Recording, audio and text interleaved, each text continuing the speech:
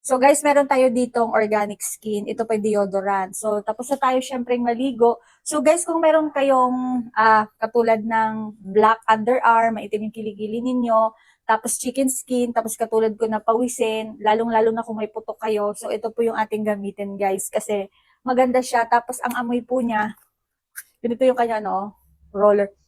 Tapos yung ano niya, powdery siya. Maganda talaga siya. Nagustuhan ko. Pangalawang order ko na ito guys. Yung una, yung original nitong Organic Skin na Japan na deodorant.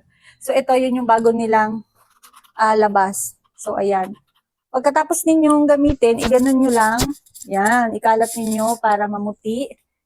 O ganyan lang siya. Tapos maghapon na siya guys. Hindi na siya amoy putok or namamawis yung kilikili. So kung hindi nyo pa nasubukan to at meron kayong black underarms, pawisin at saka may chicken skin at may putok kayo. So subukan nyo na ito guys. Meron siyang isa lamang. Meron din naman buy one take one yung binili ko para sulit talaga. Tapos free shipping ko nung nakuha ito. Tapos may nakalagay na pangalan, 'di ba? So ito sa akin kasi kanya-kanya kami dito sa bahay para kasi roller to, 'di ba?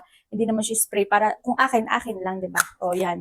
So kung gusto niyo to at may budget kayo, i-go niyo na itong si Organic Skin ng Deodorant Japan. Go check out.